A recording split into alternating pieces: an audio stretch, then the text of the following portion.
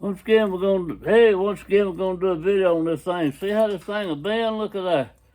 This is a deal that Dan Collins come out with Indirect Percussion, and I thinned this one down by regular percussion, but I'm gonna finish it up and thinning it with this. As I told you in the last video I did, the one I made and worked down was thicker than I would normally work it. So I was thinning a lot thinner. But using this thing, it really wasn't necessary. But it just tastes longer. Now I'm going to try to take these humps and stuff out of here using this with it. Look at that plate come out right there. Another one. Another one. These are just little ones. I'm just tapping it up to smooth it up. Took 3 out right there. We'll come over here on this ridge and make this some platform.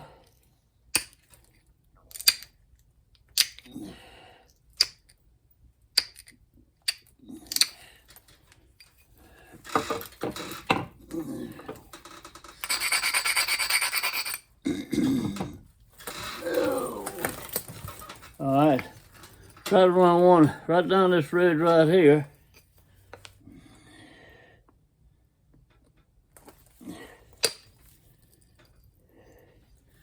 Right down it. Now I'm going to try to come down this next one here. Right down it. I'm going to come over here. That one went down it. And that one went down. And I'm following ridges. When I say go down it, going down ridges, I'm going to explain that to you if you're not familiar with what I'm talking about right now. I just assume when I say ridges that you're further enough along flint knife that you know what I'm talking about, but you might not be.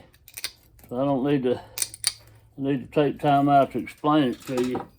So here we go, I'm going to do it right now. Anytime you knock a flake off, if your flake comes out right here, you leave a ridge. See the little ridge?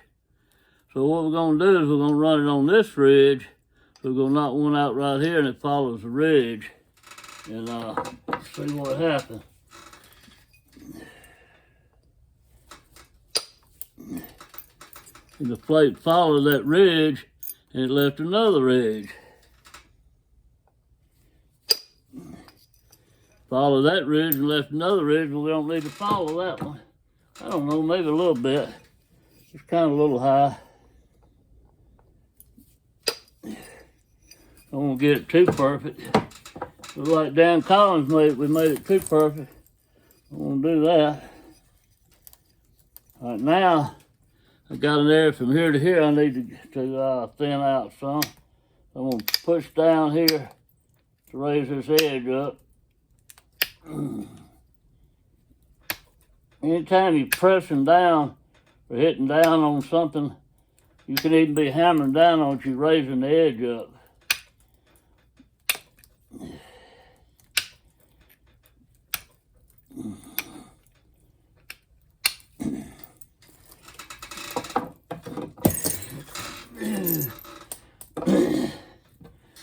Still got that pan full of knives I'm working on. And I'm afraid something's going to fall off and hit them and break them. I got them drying right now.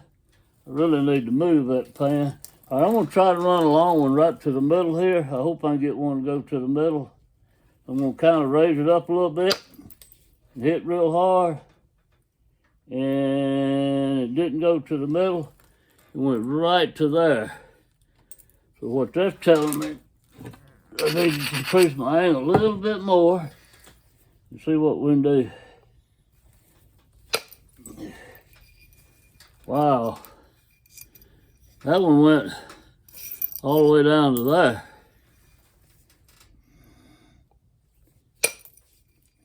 That one did good. That one did real good. That looks good. Those did good. Now I need to try to straighten this spot out here. I got a hinge that was right in the edge of my platform. That's why that first one didn't do that good. I see it now, and I remember seeing it. But the problem is, when I turned it over, I forgot about it, and I set my tool a little too much down towards the tip. I mean, up towards the top, I'm sorry. And I caught the edge of that hinge, and it made it hinge right there. That little breakout. So this is what we fixing to do. We fixing to take an alligator bite out of that son gun, or a hippopotamus. We're gonna open up real wide and blow a piece out. What I'm gonna try to do right now is follow this deal right here and come all the way into here. It's gonna take a big old blow to do that. Look at that. I hit it real hard. Look what happened. Took every bit of that out. Look how pretty. I can come in this way and get that out.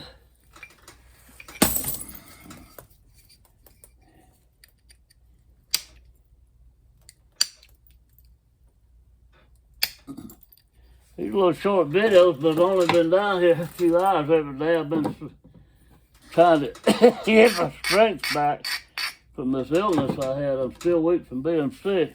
I'm gonna try to come down this ridge. And I'm so excited about this new little tool that Dan Collins invented. I'm like a kid at Christmas time. I'm just about dreaming about it at night time. No, not really. If I go do that, I'm gonna quit napping.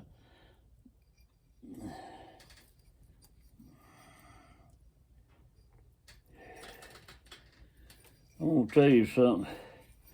This sun down here is getting thin.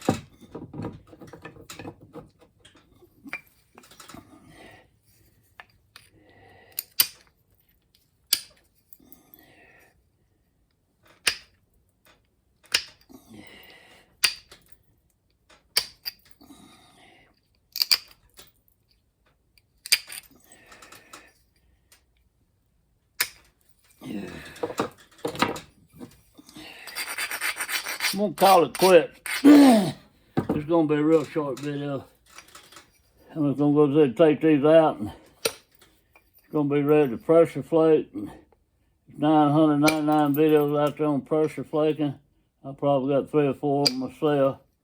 I'm gonna go any further with that. That's just using this new indirect percussion tool that Dan Collins has made and selling. That's all this video is about.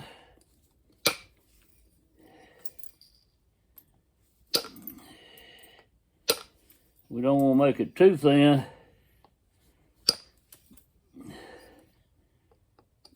Then it'd be as thin as them Dan Collins been making. Then he'd be jealous at me. He won't sell me any more of his tools to work with. Can't get him jealous or mad at me. I'm gonna keep buying his stuff.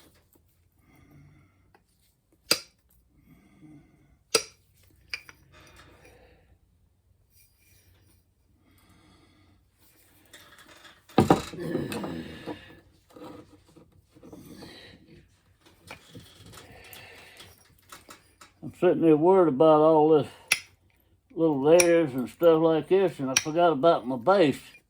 I have a bad habit of forgetting about my base. I get it real thin, and then I just ignore it. Leave my base alone, and that's a bad mistake I make, forgetting about my base. Got my buddy John Todd sawing rocks for me. He just walked in here, and I'm gonna take a quick break to see what he's got. Here we go. Sawing this piece of Oh, I need to see the chunk. That's what I need to see right here. There's 3 holes in this. Yeah, that's the second one. No, that's the first one. Because the second one you wanted out of it, I don't have enough edge to make it. I can cut a little piece off to get that edge. No, that's fine. All right, let's cut a couple this way like this. We get one right here. This one will be shorter, but they'll start getting longer. Let's start cutting this way. You might want to square that up like that so you can see what I'm talking about. Okay, now back to this.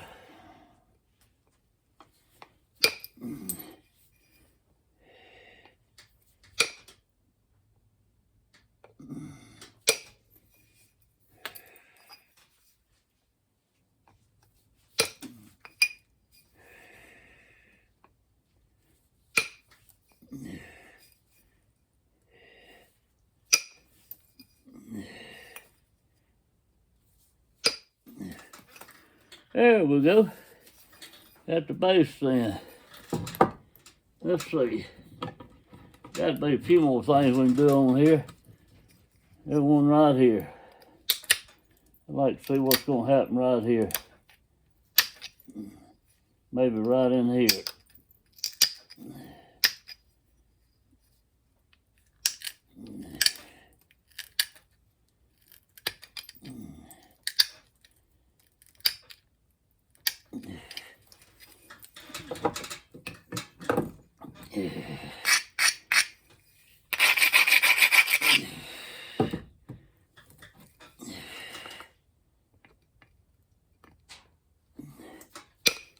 There's a nice one. Another good one.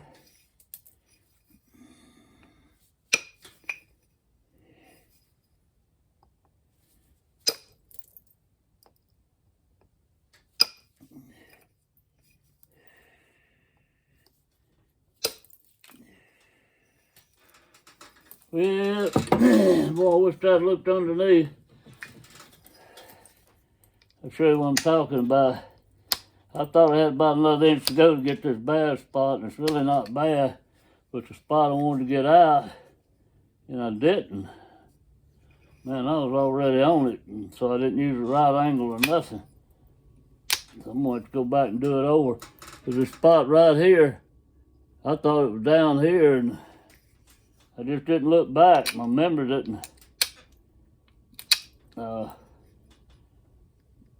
guess getting old age. I usually can look at something and turn it over and remember where it is. Not even looking at that side after a little while and lay it down and come back. But that didn't happen then. I got way ahead of myself and I missed it. So I'm going to start right here.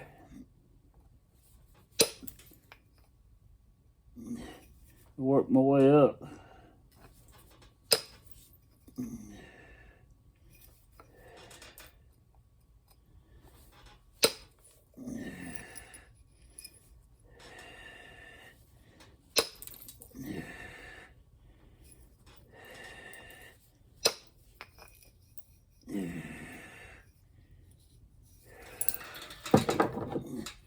This is where I screwed up, so I'm going to go back and strengthen this.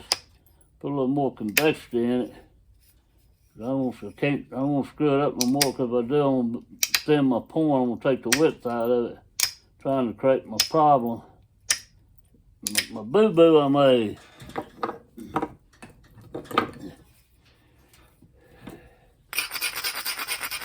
All right, I'm going to show it to you and I'm going to explain it to you. There's a little ridge running right there. I'm going to take it out, and it's going to take it out right there. And I thought it was higher up, and I didn't do good, and I just took a little piece out. I didn't have ground enough to move something big. Now I'm going to have to try to come up here and get it out. And I sure hope I can. I hope this is a stout enough platform to get it out, and it was. Look at that. That turned out good.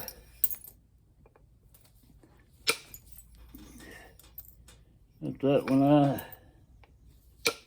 Got that one out.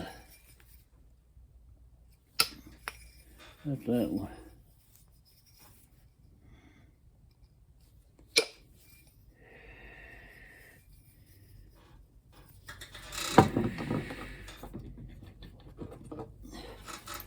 I had such good luck with that. I'd like to try to do the same thing right in here too, where I messed up when I was doing direct percussion. I knocked a few little areas in here that's not that bad, but they little kind of crater-like deals. I'd like to see if I can get straightened out. Might can, might not. We're gonna try them.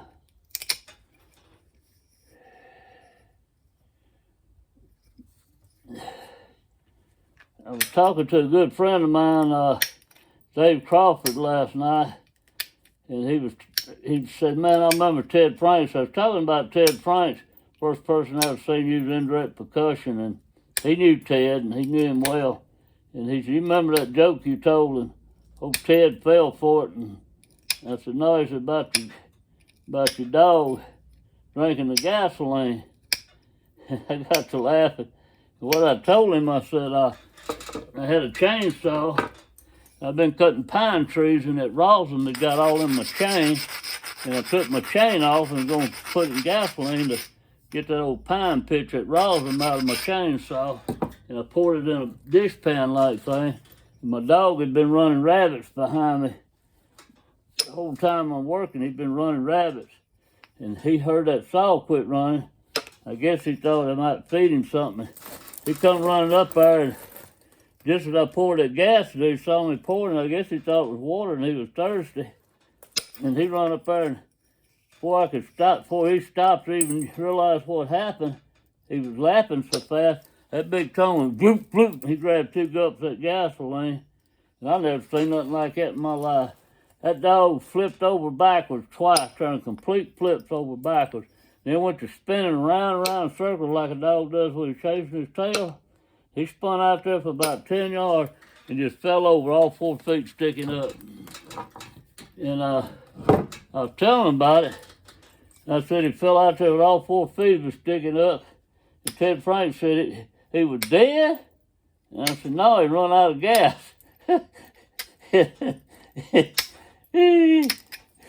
And Dave remember that. I forgot all about it. That's probably back in mid-90s, early 90s or something. It was that long ago. And I'd forgotten all about it. But we had fun back in that then. There wouldn't be but about 15 or 20 of us. And we'd camp out in the back of our trucks and build a fire and cook breakfast over the fire and stuff like that. And it was fun times, I mean. Fun times.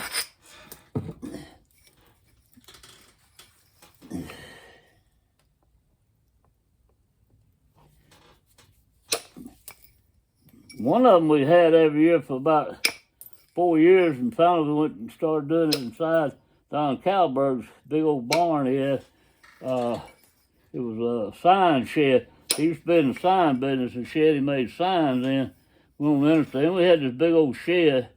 We'd go in and use it, but when we camped out on the lake, I don't remember what lake it is. All you old guys, been ever still alive, listen to my little short video, and you remember what lake it was, please let me know.